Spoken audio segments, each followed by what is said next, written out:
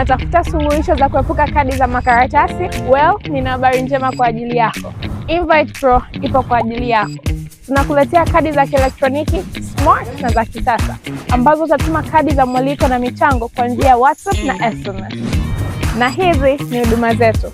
Tuna design kadi za mwaliko na za michango, kadi nzuri zenye mvuto. Wateja wote watapokea kadi zao za mwaliko, either awe na smartphone au kichochi. Tunatoa huduma zetu kwenye mikoa yote ya Tanzania. Tufuatilie kupitia ukurasa wetu wa Instagram @invitepro_ au tupigie simu kupitia 0747474098 au tutumie ujumbe kupitia WhatsApp 0763570877. Karibuni.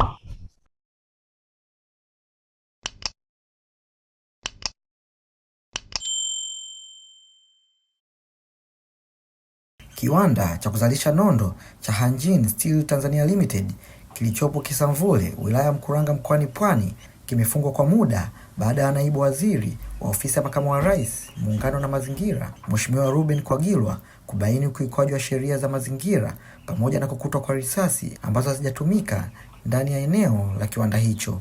Akizungumza baada ya ukaguzi wa kushtukiza, Mheshimiwa Kwagilwa amesema pamoja na kiwanda hicho kutokuwa na cheti cha tathmini ya athari kwa mazingira, Environmental Impact Assessment, kutoka NEMC, pia kilibainika kutiririsha oili chafu, maji machafu na taka hatarishi nje ya eneo la uzalishaji, hali inayohatarisha afya za wananchi na mazingira yanayokizunguka. Katika ukaguzi huo, viongozi hao walikuta risasi ndani ya kiwanja hicho zikiwa zimehifadhiwa kwenye ndoo, jambo lililoibua wasiwasi wa kiusalama. Kutokana na hali hiyo, Mheshimiwa Kwagilwa amemtaka mkuu wa polisi wa wilaya OCD kufuatilia kwa kina chanzo, idadi, matumizi ya risasi hizo kwa mujibu wa utaratibu za vyombo vya dola. Leo tarehe 12 mwezi wa 7 nimefanya ziara ya kushtukiza kwenye kiwanda hiki hapa Mkuranga, kiwanda cha Hanjin Steel Company Limited. Mahala hapa yapo mambo ambayo yamejitokeza. La kwanza, mahala hapa mifumo ya uhifadhi wa taka ndani ya kiwanda hairidhishi. Hali ni mbaya sana. Ni hatari kwa watumishi wenyewe waliopo kiwandani, lakini vile vile taka hizi zinaleta changamoto ya pili kwenye mfumo wao wa uzalishaji. Wanatumia nishati ya oili chafu, lakini hawana miundombinu ya namna ya kuihendo oili chafu hiyo baada ya kuwa wameitumia kama nishati. Wanaitiririsha, inaungana na maji machafu na inaelekea kwenye makazi ya watu, inaelekea kwenye mabonde ya maji, inaelekea kwenye mazingira ya nje na inaweza ikapelekea kuleta athari kubwa sana. Lakini si tu hivyo, kama mlivyoona, kiwanda hiki ni cha uzalishaji nondo kwa kutumia taka na vyuma chakavu. Sasa kwenye process hiyo ya uzalishaji nondo kunapatikana byproduct kwa maana ya uchafu unaoitwa iron ashes, kwa maana ya masalia ya chuma ambao kimsingi ndani yake ziko heavy metals mle kama vile lead. Ni hatari sana kwa afya za binadamu. Lakini zote hizo zinaungana na maji machafu, zinaungana na hiyo oil chafu na zinatiririshwa kuelekea mazingira nje ya kiwanda na kwenye makazi ya wananchi. La tatu ambalo tumelibaini mahala hapa ni mfumo wa namna ya hewa chafu inavyotoka kiwandani. Hawana mfumo wa kuchuja zile sumu ambazo ziko kwenye hewa inayotokana na uzalishaji unaofanyika kwenye kiwanda hiki. Lakini ni muhimu sana mazingira ya ndani ya kiwanda yazingatie masuala ya usalama. Nimebaini pia kwamba kiwanda hiki hakina kibali, hakina cheti cha NEMC cha Environmental Impact Assessment. Lakini si tu hivyo, huu ukusanyaji, utunzaji na urejereshaji wa taka hatarishi una masharti yake na una vibali vyake. Hawa yote haya hawajayafuata. Kama mnavyoona mahala hapa, pamoja na mambo hayo yote niliyoyaelezea, ona hizi ni risasi. Risasi hizi hazijatumika.